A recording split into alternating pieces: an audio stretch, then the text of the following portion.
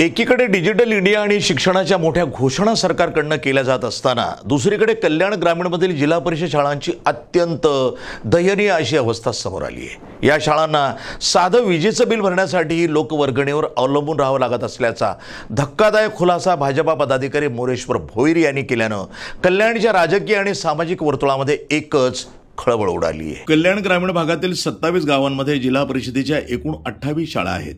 2015 साली ही गावं कल्याण डोंबिवली महानगरपालिकेमध्ये समाविष्ट करण्यात आली। मात्र दुर्दैवानं या जिल्हा परिषदेच्या शाळा अद्याप महानगरपालिकेकडे हस्तांतरित झालेल्या नाहीत। यामुळे या शाळांकडे महानगरपालिका लक्ष देत नाही आणि जिल्हा परिषदेकडे असणारा निधी अत्यंत कमी असल्यानं शाळांची अवस्था दिवसेंदिवस बिघडत चालली आहे। भाजपाचे माजी उपमहापौर आणि पदाधिकारी मोरेश्वर भोईर यांनी पिसावली येथील जिल्हा परिषदेच्या शाळेचं उदाहरण देत ही व्यथा मांडली।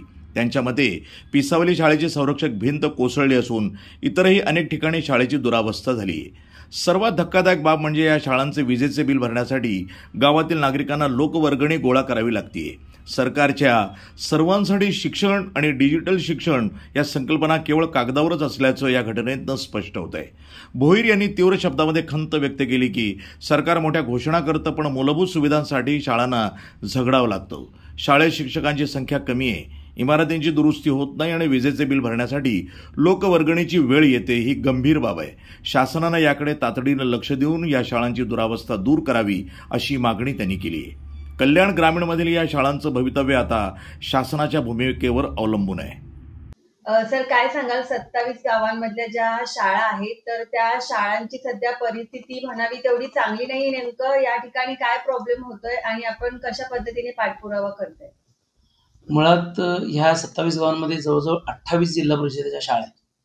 ज्यावेळेला 2015ला शासन निर्णय होऊन ही गावं महापालिकेत समाविष्ट झाली त्यावेळेला शिक्षण विभाग म्हणजे शाळा ह्या जागेवरच राहिल्या, ज्या आज सुद्धा जिल्हा परिषदेच्या अधिकारात आहेत।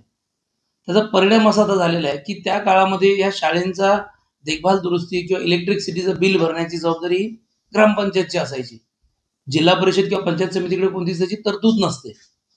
परंतु आता गेल्या 10 वर्षामध्ये या भागामधचं प्रशासन जे आहे ते ग्रामपंचायतचं नाहीये, महानगरपालिकेचं लागू झालेलं आहे। आणि ह्या शाळा महापालिकेत वर्ग न झाल्यामुळे महापालिका इथे कोणतंच कॉन्ट्रीब्युशन पे करत नाहीये शाळांच्या बाबतीत। आणि जिल्हा परिषद पंचायत समितीच्या माध्यमातून जो काही देखभाल दुरुस्ती किंवा डेड स्टॉक स्टेशनरीच्या नावाने जो पैसा येतो तो फार तुटपुंज असतो।